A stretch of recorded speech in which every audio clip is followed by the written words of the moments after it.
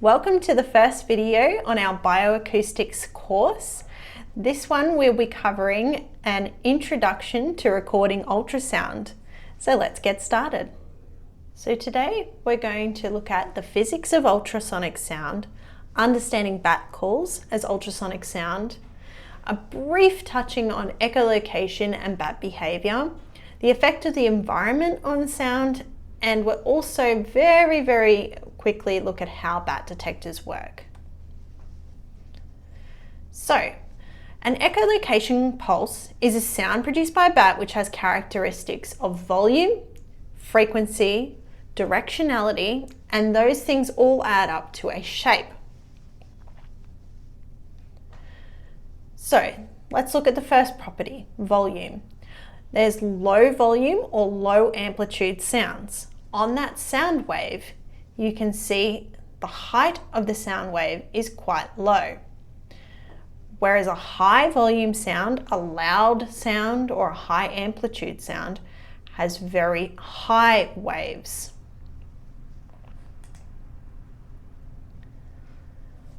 Frequency or pitch is about the distance between these waves. So a low pitch sound or a low frequency sound has really wide gaps between the sound waves, whereas a high pitch or high frequency sound has very narrow gaps. It's crossing this x-axis very often. Directionality. So a lot of people think that bats emit a pulse and it's just a sound that goes out, but they can actually control the direction of that sound pulse, and they do that with their mouth and their nose leaf and where they're facing their head at the time that they emit the pulse. And it's not just two-dimensional directionality, so they can direct it in front of them in a certain way, and they can also direct whether it goes up or down or anywhere in between.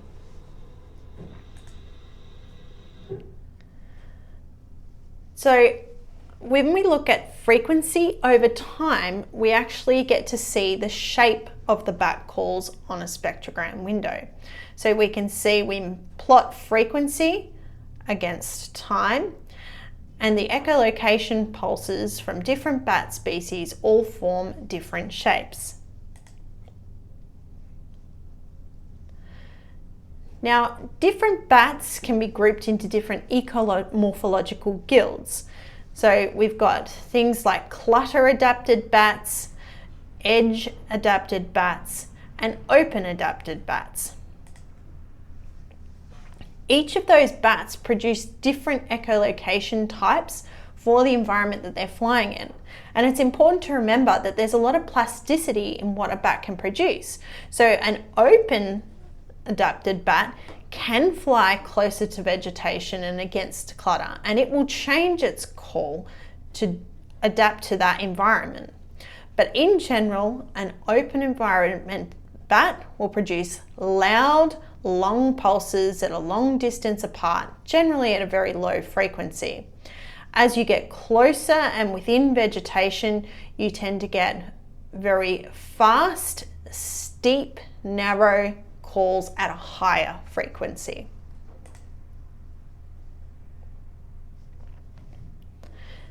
Now, echolocation phase, this is what the bat is actually doing. So it might be in search phase, and generally these are the calls that we use for ID, and that's just where it's navigating or flying along, not interacting with anything in particular.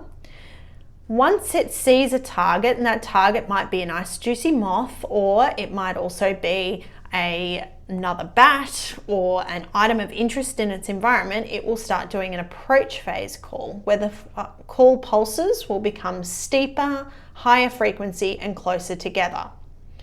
Finally, if it's doing a feeding buzz, it will do a quick series of steep, quiet echolocation pulses. And when we hear this in real time, it sounds like a buzzing sound. And that's the bat closing in on its prey.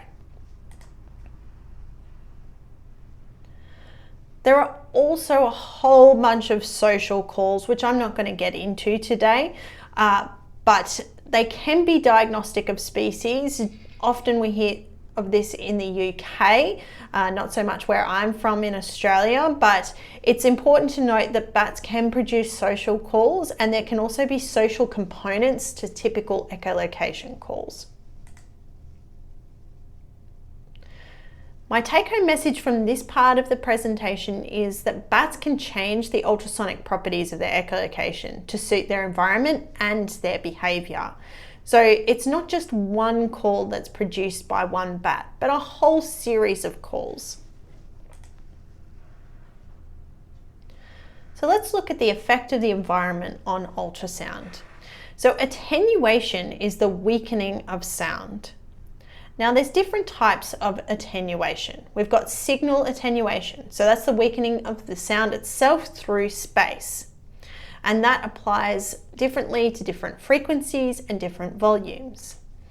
Then we've got atmospheric attenuation. So that's the weakening of the sound through the atmosphere, and it depends on atmospheric conditions like humidity, temperature, and wind. Finally, we've got biophysical attenuation. So that's the weakening of sound by physical refraction or scatter. And that depends on what level of clutter and rain. So let's look at signal attenuation. We've got higher frequencies attenuating faster. You can see this is a high frequency sound because it's got very narrow gaps between the x-axis crossings, so they're very close together, these sound waves. And you can see that this attenuates much faster over distance than a lower frequency sound.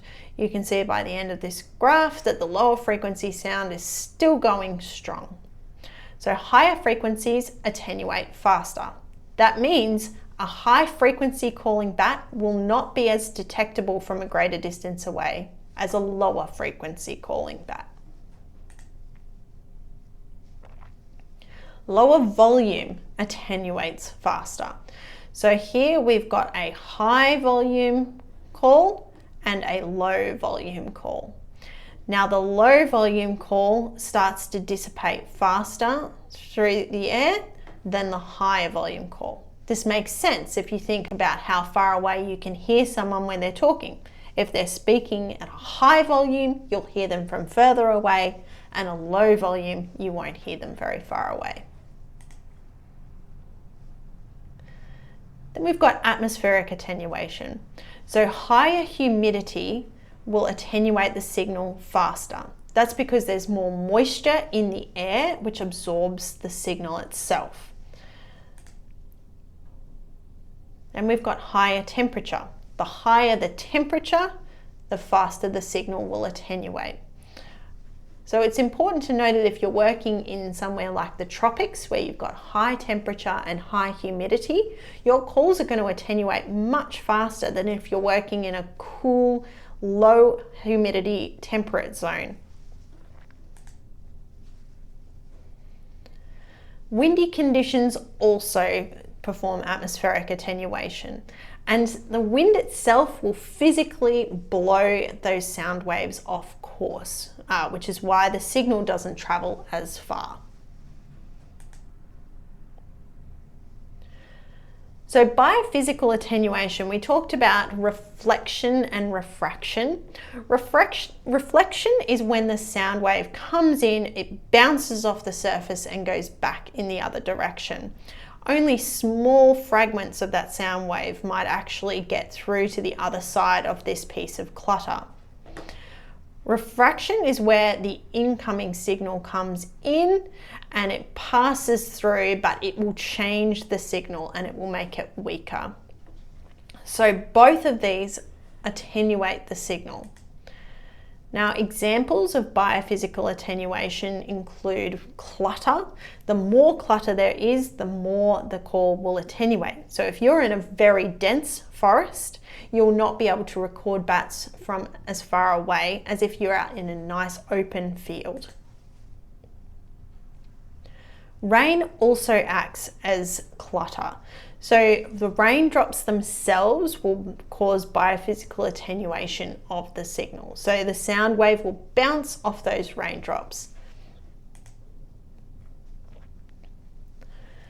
So my take-home message from this section of the presentation is basically the bat echolocation and recording depends on the environmental conditions and the bat's behaviour. It can't always be predicted, and that means that bat call analysis is not an exact science. So we're going to briefly touch on technology now.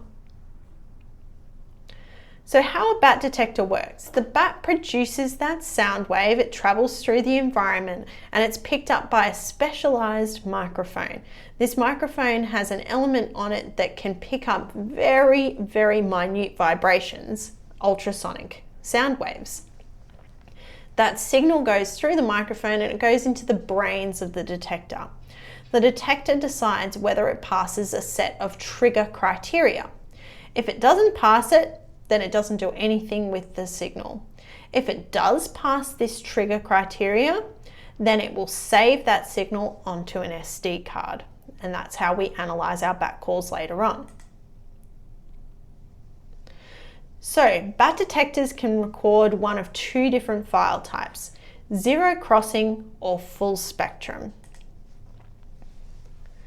So zero crossing, it's a form of file compression, and what it does is it converts the sound into a series of dots over time and frequency, and each dot represents whatever is the loudest sound at any one moment in time.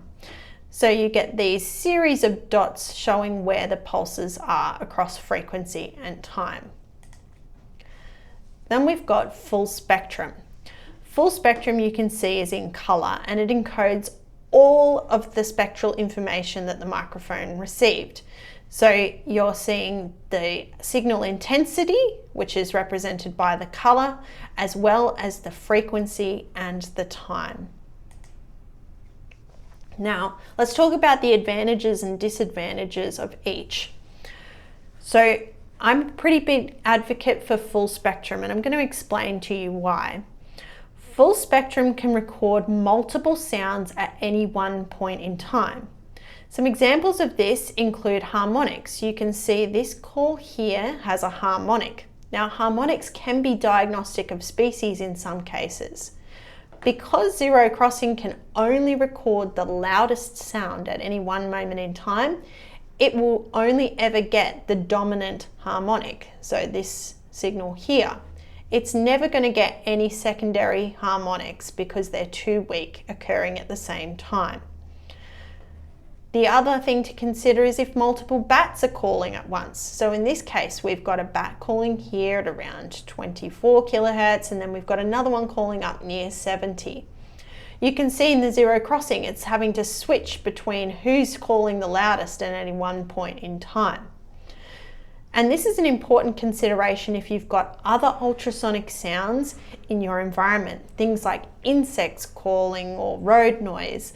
If you've got a really loud ultrasonic noise, it is going to completely overwhelm the zero crossing. All you will record is the insect noise, if that's the loudest thing occurring. The bats are not going to necessarily overtake that.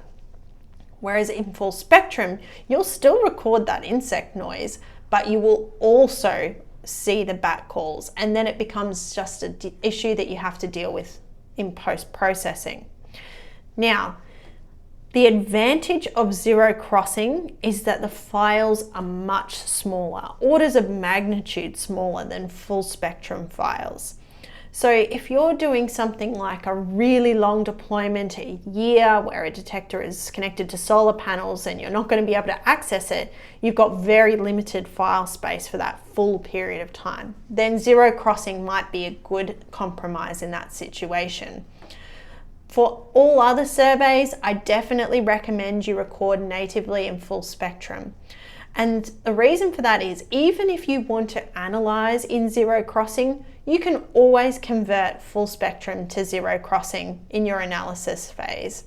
You can't ever convert zero crossing back to full spectrum because that information was just missed when it was natively recorded. So my take-home message from this section on detectors is that the file type and detector settings will affect the detectability of bats. What you record when you're deploying a detector might not actually represent what bats are there. If you have poor settings and your environmental conditions aren't right, and you're trying to record high frequency, low volume bats, you might not necessarily record them even though they're flying around. And it's important to understand and acknowledge that when you're analysing your results. So that's the end of our workshop. If you have any questions, you can always send us an email to info@tipley-scientific.com, or you can jump on our website where there's a bunch of resources.